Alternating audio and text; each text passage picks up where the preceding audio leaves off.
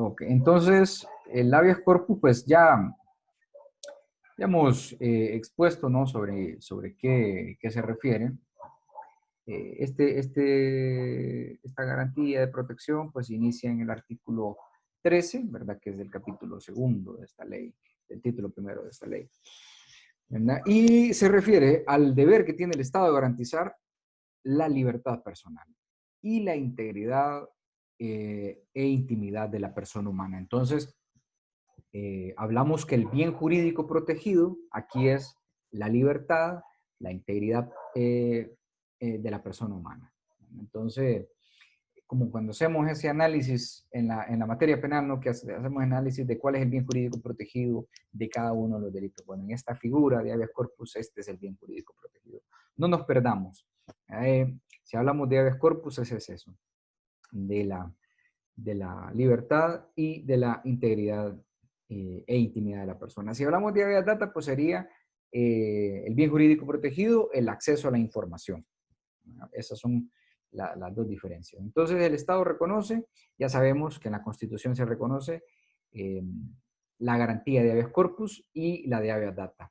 Entonces, toda persona agraviada, ¿verdad? O de cualquier otra en nombre de esta, pues tiene derecho a promover esa garantía. Cualquier persona tiene derecho a promover esa garantía. Eh, y bueno, únicamente en el caso de la habeas data sí que la pueden promover las personas cuyos datos personales o familiares consten en archivos, ¿verdad? Registros públicos o privados. Esa es la diferencia. En el caso de habeas corpus, un tercero, una instancia de oficio, ¿verdad? Una instancia pública de oficio puede interponer el habeas corpus. En el habeas data no, siempre tiene que ser la parte interesada, ¿verdad?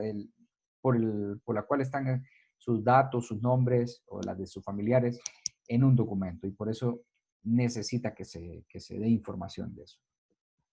Bien, ¿cuándo se va a dar el habeas corpus o la exhibición personal?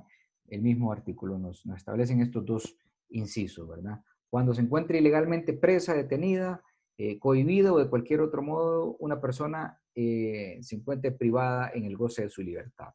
Esa es la primera situación. Ilegalmente, ¿no? La condición de ilegalmente, porque podemos estar detenidos, pero por obviamente un aspecto legal. Pero si es ilegal, entonces cabe la solicitud del habeas corpus. La otra es cuando en su detención o en su prisión legal, ¿verdad?, se apliquen al detenido o preso torturas, tormentos, vejámenes, sexación ilegal, toda coacción, restricción, molestia innecesaria para su seguridad, ¿verdad?, o para el orden de la prisión. Entonces, puede ser que haya una persona sea detenida legalmente, bajo los protocolos que ya establecen las leyes, pero que una vez detenida, pues lo están torturando. Entonces cabe la exhibición personal. Esto se da mucho, sobre todo pues, de parte del aspecto de los cuerpos de seguridad. En el caso de la habeas data, ya decíamos que toda persona tiene derecho a acceder a la información sobre sí misma, sobre sus bienes, en forma expedita y no onerosa, o sea, rápida y gratuita. Si está contenida en bases de datos, registros públicos o privados también, ¿no?, en el caso de una institución financiera, por ejemplo, en el caso de que fuera necesario actualizarla, rectificarla o enmendarla. Y únicamente conocerá el habeas data, la sala constitucional. Entonces, es la diferencia en cuanto a las competencias. Más adelante se habla de esto, pero la competencia para el habeas corpus es todos los órganos jurisdiccionales del país, como ya vieron ustedes, ¿verdad? Hicieron en las tablas. Y en el caso de la habeas data, pues únicamente la sala constitucional de la Corte. El 14 nos habla de la restitución y aseguramiento, ¿verdad?, de la libertad, o el cese de los tormentos. Entonces, la persona que se encuentra en cualquiera de esas instituciones, pues tiene derecho a pedir la inmediata exhibición ante los órganos jurisdiccionales para que se restituya y para que se asegure la libertad, o que o sea, que cese, que se detengan con la tortura o el tormento al que esté siendo sometido. Eso básicamente. El 15 nos habla de que la resolución de otras violaciones a la libertad. Entonces, cuando se aleguen otras violaciones que guarden relación siempre con la libertad, en cualquier forma, pero que los hechos estén conexos, o sea, ligados a una detención ilegítima o ¿verdad? Por una constitución de una causal ilegítima. Entonces, debe resolverse conforme al habeas corpus. El 16 es muy importante y ya les he adelantado en otras sesiones, ¿verdad? Que el procedimiento en el habeas corpus pues no exige requisitos formales, ¿verdad? Sino que puede ser de manera verbal o por escrito, pero sin mayores pues, tecnicismos o protocolos, ¿verdad? O requisitos legales estrictos. ¿Okay? Puede serlo además a través de cualquier medio de comunicación, en horas hábiles, inhábiles y sin costas. Entonces, no exige requisitos formales el habeas corpus. Lo mismo el habeas data. ¿Verdad? Lo mismo el habeas data. ¿Quién es la competente? Bueno, la capacidad para conocer y resolver la acción de habeas corpus, ya decimos, todos los titulares de órganos jurisdiccionales en sus respectivas jurisdicciones, excepto habeas data. ¿No? Pero de habeas corpus, todos los juzgados, todos los jueces son competentes. No se puede inhibir, ¿verdad? O excusar un juez para conocer un trámite de habeas corpus. Es totalmente contrario a los principios de esta garantía. Entonces, todos los titulares tienen que aceptar. Si se les presenta una solicitud de habeas corpus, tienen que aceptarla, tienen que admitirla, ¿verdad? Y seguir el procedimiento que corresponde. Entonces debe proceder de inmediato a hacer cesar esa violación de la libertad o de seguridad personal. ¿Verdad? Y bueno, si el titular del órgano jurisdiccional no admite, ¿verdad? O se inhibe o se excusa, pues puede reparársele en responsabilidad penal y administrativa, ¿verdad? Por esta violación o esta resolución arbitraria. Entonces, las autoridades que ordenen a los agentes y ejecuten el ocultamiento del detenido o que en cualquier forma quebranten esta garantía también incurren en el delito de detención ilegal. Supongamos que se le manda a detener a una persona ilegalmente y hay un juez que emite esa orden. Entonces, el juez que ha emitido esa orden de detención ilegal también puede ser sometido a la Administración de Justicia y perseguido, obviamente, por la causa de detención ilegal. ¿Cómo se inicia la acción de habeas corpus? Bueno, la acción se inicia de oficio o a petición de parte. Puede, como les mencionaba, ¿no? Puede ser por oficio, si un juez se entera, si un agente del Ministerio Público se entera de una detención ilegal, si un policía se entera de que compañeros han detenido ilegalmente a una persona, está obligado a poner en conocimiento esta situación. Y asimismo, pues, a petición de parte, pues, cualquier persona, sea pariente o no del ofendido, ¿verdad? Puede ser cualquiera, un tercero. Entonces, siempre en los términos que establece el artículo 16 que mencionaban, ¿no? Que sin requisitos formales. Entonces, cualquier persona puede hacerlo. Un periodista, por ejemplo. Y bueno, en este momento, quizás ustedes han estado siguiendo una noticia referente a la detención y desaparición de 4 miembros de la comunidad garífuna del Triunfo de la Cruz, ¿verdad?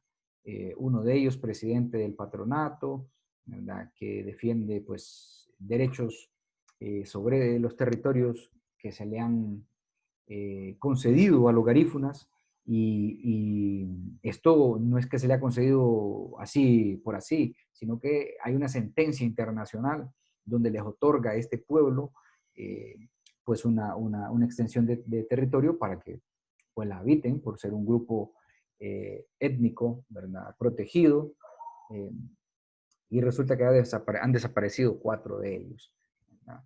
Yo creo que llevan como 3 o 4 días de esta desaparición y, y resulta que quienes lo fueron a detener fueron personas vestidas con indumentaria de la Dirección Policial de Investigación. Entonces, ¿qué corresponde ahí? Se están quedando muy, muy lentos porque no he escuchado yo que haya acción de habeas corpus. Solo se está pidiendo en las redes y los medios de comunicación están hablando, pero no han interpuesto la acción de habeas corpus. O si ya la interpusieron, pues no se ha visto mayor agilidad. Ya vamos a ver cuál es el término en el cual debe de resolverse la admisión y la ejecución del habeas corpus. Entonces, es de observar este caso, ¿verdad? Es de observar, es de tenerlo ahorita en el ojo de la lupa, como dicen, para ver cuál es el desarrollo. Pero cabe perfectamente en este escenario una acción de habeas corpus para ver dónde están estas personas. ¿Qué correspondería? Bueno, ir a investigar, entonces ir a la Dirección Policial de Investigación, si es que ellos fueron los que los detuvieron, ¿verdad? Y que informen. Y si no informan, pues entonces, o que si digan, no, nosotros no fuimos, pues entonces que se investigue, ¿verdad? Pero de manera expedita. Entonces, Abogado. dígame, dígame, Pero amigo. no, ¿a quién le harían, o sea, se hace al titular, ¿verdad? Pero Sí. nombrando la solicitud de habeas corpus, Ujú. en este caso yo la hago solicitando que muestren las personas dónde están, pero si ellos todavía no han sido identificados como las personas o la institución que se los llevó, Ujú. una persona a la cual se le está exigiendo que lo exhiba, ¿verdad? Que exhiba el cuerpo de las personas. Perdón, esa última parte no escuché muy bien, Michael, disculpe. Que no hay una persona específica a quien le Ah, están pidiendo que enseñen los cuerpos de las personas. no, sí, tiene que identificarse, ya vamos a ver ahí, en el mismo procedimiento nos establece que debemos indicar quién se supone que tiene a las personas. En este caso, pues, de acuerdo a los testigos, a los relatos de los testigos, fueron personas con indumentaria de la DPI, pero sabemos que muchos cuerpos criminales, ¿verdad? O estructuras criminales actúan de esa manera, con indumentaria, ¿verdad? De los cuerpos de seguridad. Entonces, puede ser que no haya sido la DPI, ¿verdad? Yo, teniendo buena fe, quisiera decir que no fue un cuerpo de seguridad y que fueron otros agentes, ¿verdad? Pero lo primero, como tenemos el indicio ese que llegaron a personas así, aunque no estemos con la certeza de que fueron ellos, hay que obviamente perseguir a esa autoridad. Entonces, hay que indicar que supuestamente pues, fueron ellos, entonces que ellos den cuenta de eso, ¿verdad? Entonces, de oficio perfectamente, como establece también el 19 y 20, ¿verdad? De oficio, las autoridades del Ministerio Público, ¿verdad? Que es el ente pues, que representa los intereses del Estado, debe actuar, ¿verdad? Y pedir el habeas corpus de estas personas. Entonces, el 20 habla de eso, de que la acción se iniciará de oficio cuando el órgano jurisdiccional, puede ser también el mismo juzgado, ¿verdad? Tenga noticias de que una persona se encuentra ilegalmente presa, detenida, cohibida, de cualquier otro modo, en el goce de su libertad. Nuevamente nos repite esto, ¿verdad? Constantemente en la ley se está repitiendo las formas en las que se puede manifestar eh, la restricción de este derecho, de esta garantía, ¿no? De libertad y de integridad personal e íntima de las personas. Cuando leamos eso, el goce de la libertad personal, detención o prisión legal, que se apliquen tormentos, torturas, tratos crueles, inhumanos o degradantes, estamos hablando de lo mismo, ¿verdad? Entonces, y la restricción o molestia innecesaria, ¿verdad? Para su seguridad individual o el orden de prisión. Entonces, cuando se hace de oficio, ya sabemos que lo hace el mismo órgano jurisdiccional o también cualquier agente del gobierno, ¿no? Como el Ministerio Público. El 21 habla de la simplicidad de la acción, o sea, es un procedimiento simple, sumario, sin mayores protocolos o procesos o, qué sé yo, etapas procesales, ¿verdad? En el resto del orden, ¿verdad?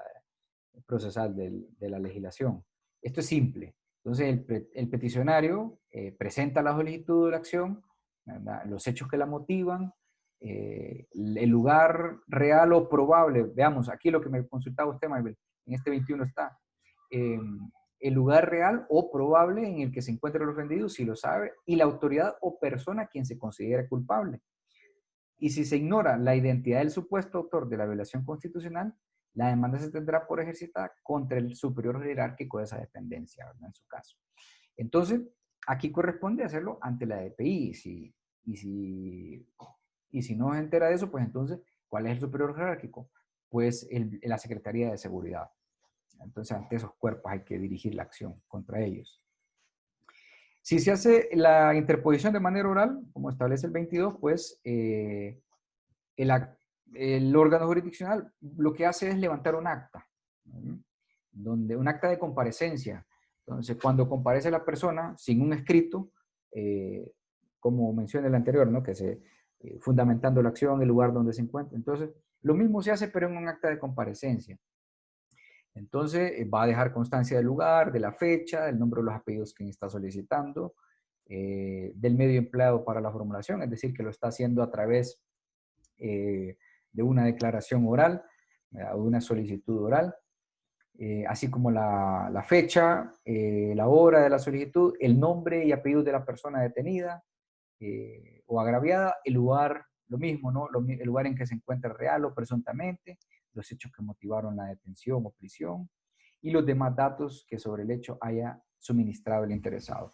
Entonces, todo eso queda constancia en acta y ahí es cómo se sustenta la petición o la solicitud del habeas corpus vía oral. Ahora, ¿qué pasa de la obligación de la denuncia? Vean, lo que les menciono que además del órgano jurisdiccional, existe obligación de denuncia de parte de los entes del Estado, como de alcaldes, jefes, encargados subalternos de un establecimiento o lugar donde la persona se encuentre detenida.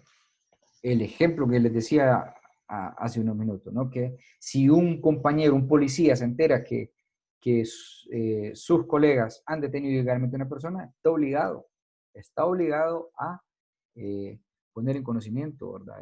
Eso de la autoridad y interponer la acción de habeas corpus, so pena de que, como establece el párrafo tercero, en esa contravención, pues a esa norma se sujetará a lo que establece, ¿verdad?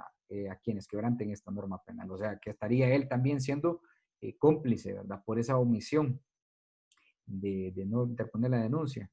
Entonces, hay grave responsabilidad en ese caso. Y bueno, la circunstancia también, dice el párrafo segundo, de que le correspondiera la orden haya sido dada por un superior jerárquico, no eximirá la obligación que contempla el primer párrafo. Es decir, que si un superior jerárquico le dice a un subalterno que ejecute una orden de detención ilegal, pues esa orden, por ser ilegal, no debe ser acatada. Y su obligación, pues, es denunciarlo. Aquí hay mucha tela que cortar, ¿no? En cuanto a la ética de los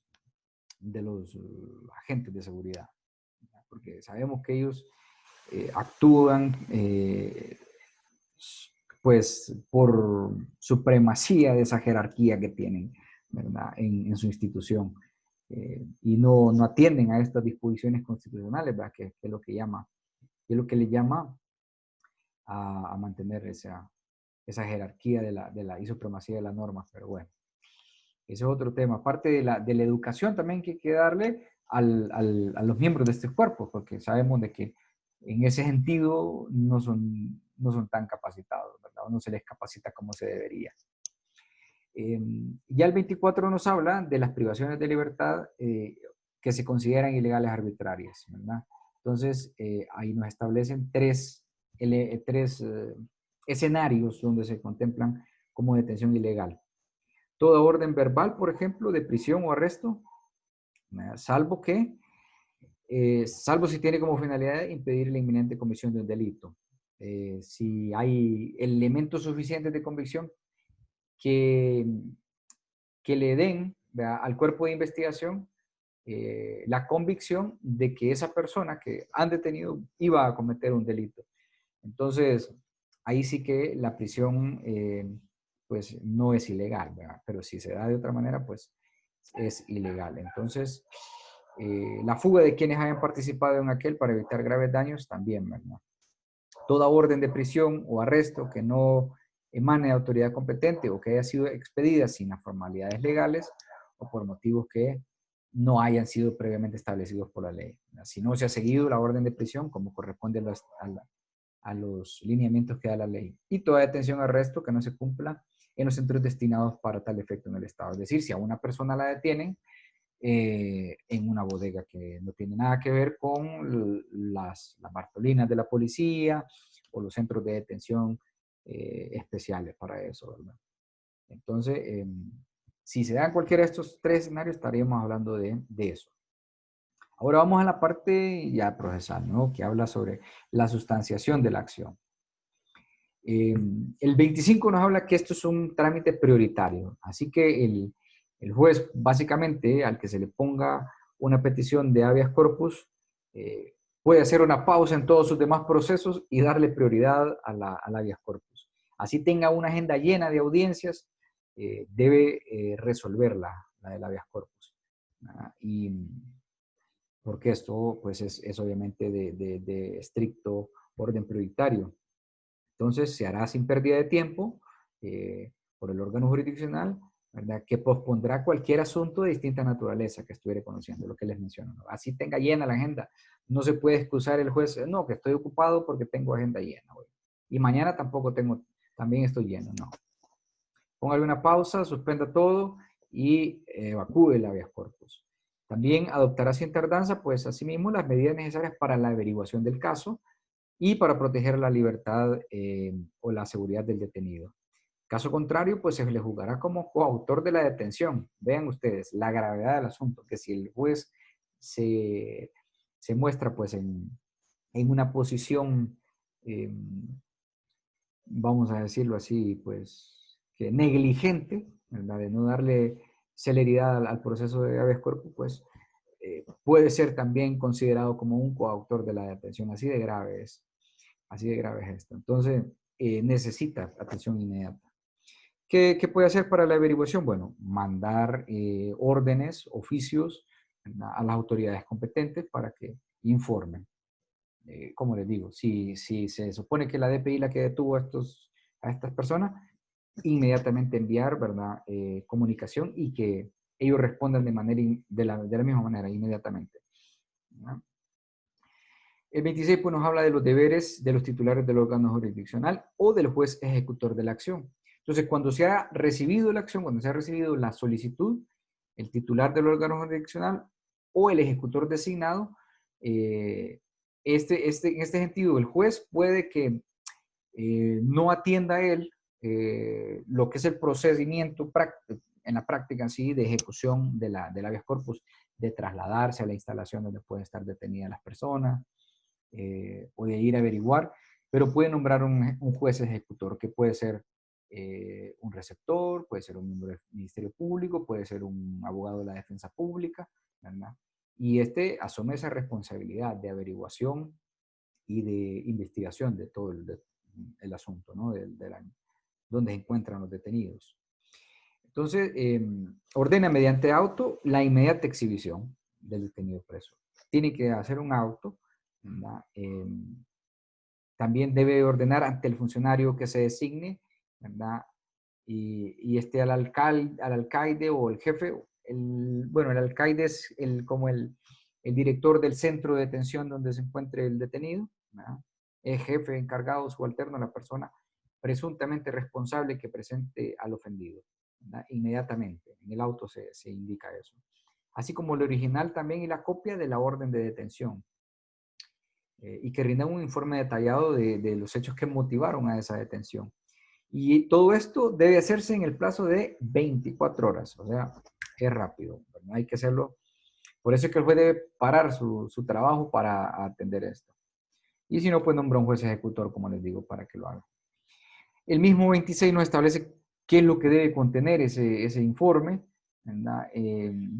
La autoridad o la persona que ordenó la detención, y los nombre y apellidos de quienes ejecutaron el acto, ¿verdad? Y la indicación de la fecha y las circunstancias del mismo, las causas que motivaron la detención y qué fue la conducta denunciada, ¿verdad? Y las circunstancias y fechas que tuvieron lugar, la indicación de si el detenido ha estado únicamente bajo su inmediata custodia o si fue transferido de otro centro, porque puede ser de que hayan detenido a una persona y luego la transfieran a otro centro, ¿verdad? Entonces, todo ese proceso también tienen que rendirse cuenta en el informe, la fecha en que tuvo el traslado, el estado físico en que se encontraba el agraviado, incluso eso, ¿verdad? Las pertenencias, incluso, lo que motivó la transferencia.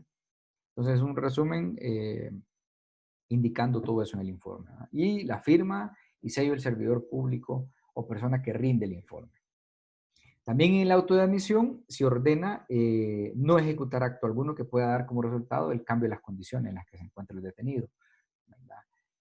Salvo si es necesario para preservar su salud, su integridad física, mental, ¿verdad?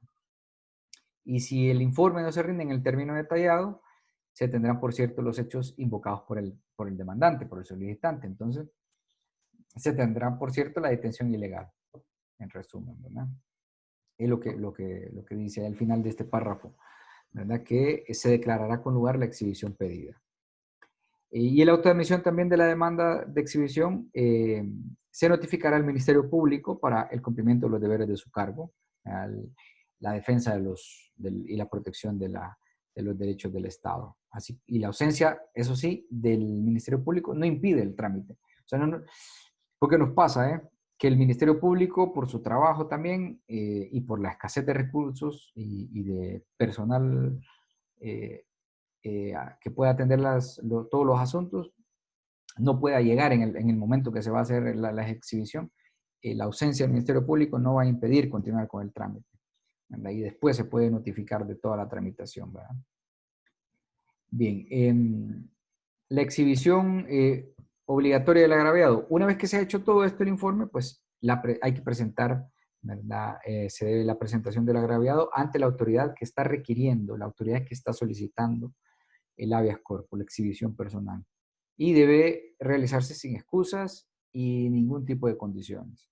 Si no se exhibe, pues el funcionario empleado, ¿verdad?, será destituido inmediatamente y el órgano jurisdiccional ordenará su detención y lo pondrá sin tardanza a orden de la autoridad competente.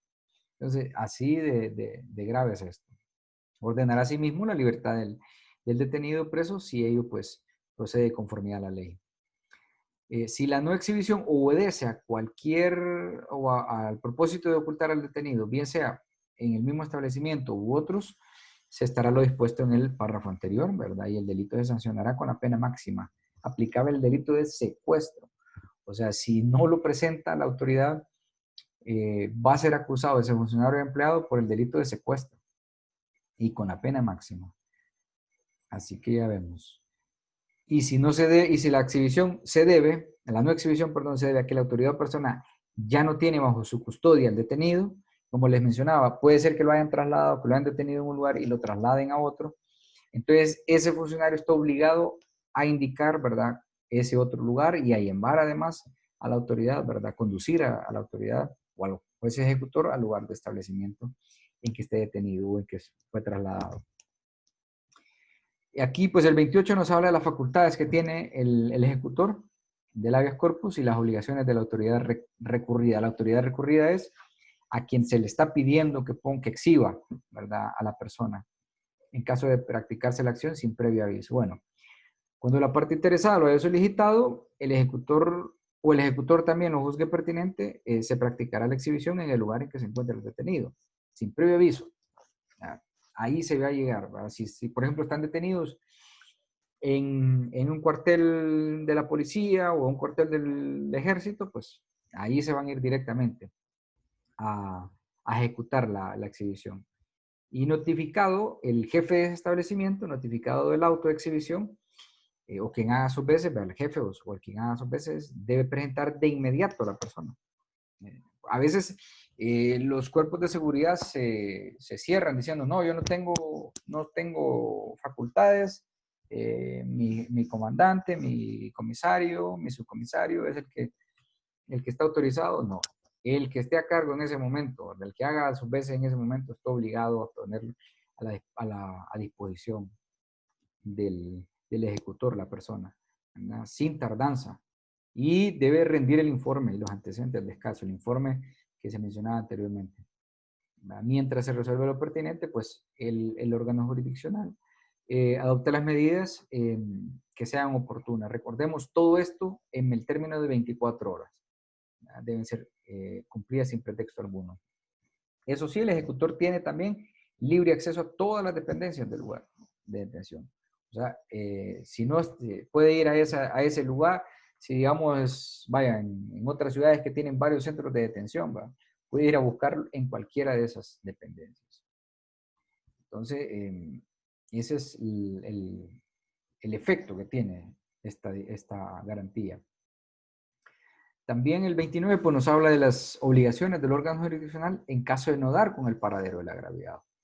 Esto es lo que puede pasar, como en este caso del hogarífono, ¿verdad? Si la autoridad o persona requerida negar y haber restringido la libertad del beneficiario del habeas corpus, el tribunal deberá ordenar todas las medidas pertinentes para lograr la ubicación del mismo, reservando las actuaciones hasta que la persona aparezca o sea encontrada.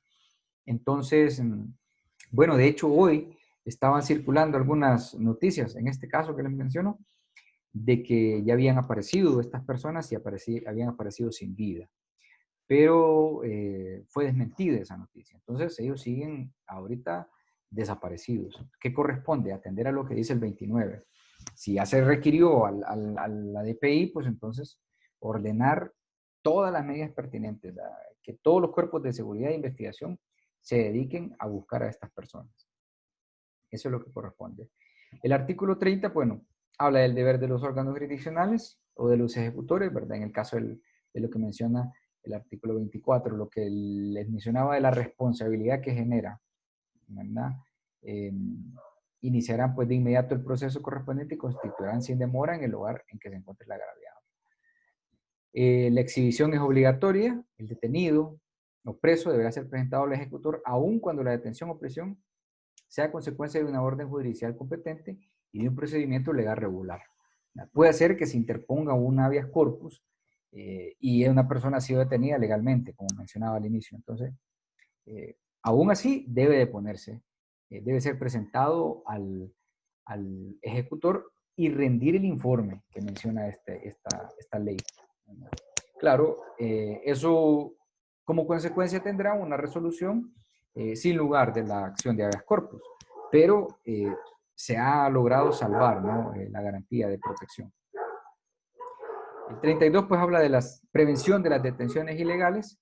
Si la persona en cuyo favor se ejercita la acción de exhibición personal se encuentra bajo custodia de la autoridad competente, pero no ha transcurrido el término contenido en el 71 de la Constitución, recordemos las 24 horas, el ejecutor declarará legal la detención o incomunicación, pero velará porque se ponga el detenido preso a la orden de la autoridad competente. Puede ser de que se detenga una persona en este momento a las 7:38 y a las 8:15 nosotros estemos ante un juez interponiendo la acción de habeas corpus. Bueno, fue detenido, pero no han transcurrido las 24 horas. La persona, eso sí, hay que investigar dónde está. Bueno, la tienen detenido en la Bartolina y van a decir, bueno, en el término de 24 horas hay que velar porque se ponga a disposición de la autoridad competente para saber por qué razones que se le detuvo, ¿no? Entonces eso es lo que, y además para su juzgamiento, eso es. El 33 pues habla de los medios de prueba.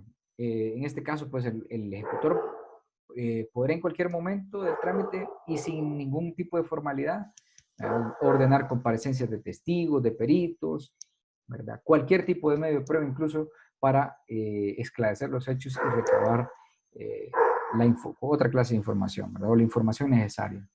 Entonces cabe el impulso probatorio en este proceso.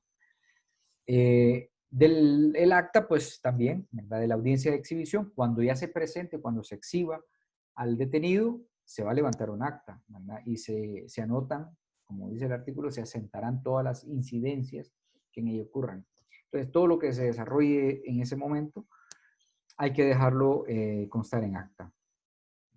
El 35 habla pues del auxilio. La fuerza pública, ¿verdad? Está obligada a prestar auxilio al ejecutor del habeas corpus. pedirá auxilio a la fuerza pública o de cualquier ciudadano, ¿verdad? Vean ustedes, hasta ese nivel, o sea, a cualquier ciudadano le pueden pedir el auxilio. Por ejemplo, en las películas que vemos que a alguien lo bajan de un vehículo, ¿no? Bueno, eso es parte de la responsabilidad que existe con esto, ¿verdad? De prestar auxilio. Entonces, a ese nivel. La negativa en este caso de prestar auxilio, pues se sancionará de conformidad con la legislación penal, obstrucción a la justicia, etcétera, ¿verdad? Cualquier tipo penal que quepa en este sentido. También pues sabemos que como es un proceso gratuito y expedito, debe ser urgente. Entonces cualquier sistema de comunicación, hoy queda abierto. En la ley habla de mensajes telegráficos, postales, telefónicos, electrónicos, faxes o cualquier otro medio de comunicación relacionados con la exhibición personal se tramitarán y evitarán la correspondiente, enviarán, perdón, la correspondiente oficina estatal o privada urgente gratuitamente. O sea, podemos hacer uso de cualquier servicio de mensajería para establecer las comunicaciones en el proceso de algo. También los jefes de las indicadas oficinas pues son personalmente responsables por la falta de cumplimiento, ¿verdad? E incluso pues se sancionarán por orden jerárquico con multa equivalente a un día de salario por cada día de retraso. Vean qué grave. Pues ese es el procedimiento. Hoy vemos lo que es la sentencia. Entonces, concluidos todos los trámites, el juez declarará sin dilación, ¿verdad? Inmediatamente con lugar o sin lugar la acción de habeas corpus. Y recibidos los antecedentes contenidos de las acciones, por el ejecutor o concluidas las mismas, dictará sentencia dentro de los 3 días siguientes. Si procede la acción, es decir, si se declara con lugar, entonces se constatará pues la violación, ¿verdad? Establecido en lo que dice el artículo 13 y 24 de la ley, y en caso contrario, pues se declara sin lugar. El efecto que tienen estas resoluciones, pues, es que los antecedentes que se refieran a la detención, a la restricción o amenaza ilegal, el ejecutor declarará la orden de libertad. O sea, el efecto es, si se declara con lugar, poner inmediata libertad a la persona, ¿verdad? El cese de los vejámenes, de los malos tratos, de la restricción de derechos, etcétera, ¿verdad? De la restricción o molestia de la seguridad individual. ¿Ya? Y pondrá esos hechos en conocimiento del Ministerio Público con el fin de que institución fiscal pues ejerza la acción penal correspondiente. Detención ilegal, secuestro, y ahí vemos la figura, ¿no? Igual obligación tendrá el juez o magistrado que conozca de la acción una vez dictada la sentencia se declare con lugar la misma. Y las resoluciones anteriores tienen carácter de sentencias definitivas una vez son revisadas por la Sala Constitucional. Todas estas resoluciones, aunque son de aplicación inmediata, pasan a la Sala Constitucional siempre para su revisión. Y pues ahí llega el proceso que en definitivo. El 40 habla del carácter supletorio, el carácter supletorio que tiene el proceso en materia de habeas corpus, ¿verdad? Que el habeas corpus será interpuesto, decíamos, ante la Sala Constitucional, ¿verdad? Cuando se haya dictado el trámite administrativo correspondiente. En la sustanciación del recurso se observará el procedimiento establecido para habeas corpus y todas las disposiciones que regulan el procedimiento de exhibición, pues en lo pertinente también serán para el habeas data. Entonces, en resumen, podemos decir que el proceso de habeas corpus inicia con la solicitud, que puede ser de oficio o a petición de parte. Luego se nombra al ejecutor, ¿verdad? Al ejecutor para que ordene en el término de 24 horas todas las averiguaciones, ¿verdad? Que ejecute todas las acciones de averiguación a fin de determinar dónde se encuentra la persona detenida. Como en la solicitud, que puede ser por escrito o verbalmente, se va a indicar cuál es la institución o la dependencia donde presuntamente se encuentren o donde se encuentren efectivamente las personas detenidas. Entonces, ante ellos se va a acudir, ¿verdad? Directamente. Y si no sabemos dónde están, pues generar todas las medidas pertinentes para la averiguación. Una vez se ha requerido, decíamos, al recurrido, que es la autoridad que ha detenido a la persona, entonces rendir un informe donde se detalle qué autoridad fue la que emitió la orden, por qué razones se le ordenó la detención, desde cuánto tiempo, si fue trasladado a dónde se encuentra y cuál fue el protocolo de traslado y la firma y el sello, ¿verdad? Y bueno, luego evacuar todas las medidas de prueba para determinar si corresponde declarar con lugar o sin lugar la solicitud o la demanda de habeas corpus y exhibición personal, ¿verdad? Y ya veíamos la sentencia y el efecto que tiene. Si se declara sin lugar, pues es porque se derivó de una detención legal y se han respetado los parámetros legales. Si se declara con lugar, entonces se pone en orden de libertad inmediatamente a la persona. No sé si hay alguna duda con eso. ¿O estamos bien? No, abogado, no hay. ¿Todo bien? Estamos bien. Eh, Bueno, ¿sí? La tarea solo va a ser la solicitud, ¿verdad? Solo la solicitud. Sí, solo la solicitud. ¿Verdad? Porque el resto del trabajo, básicamente, bueno, cuando a ustedes les toque la judicatura, obviamente, si tenemos alguna juez o algún juez por aquí, obviamente les tocará ya estudiar la parte técnica del proceso. Pero lo que sí deben manejar ustedes como tal, es la solicitud, ¿verdad? Que sepan redactar la solicitud. Entonces, este es un trabajo súper fácil porque van a encontrar bastantes fuentes en la web. Y aparte que como no exige grandes formalidades el recurso o la acción, entonces les va a ser tan complejo. Entonces, yo voy a habilitar ahorita el espacio y tienen hasta el miércoles para subirlo, ¿verdad? Está bien, abogado, gracias. Muy bien, pues entonces nos vamos a quedar hasta aquí, ¿verdad? Que Dios me les bendiga.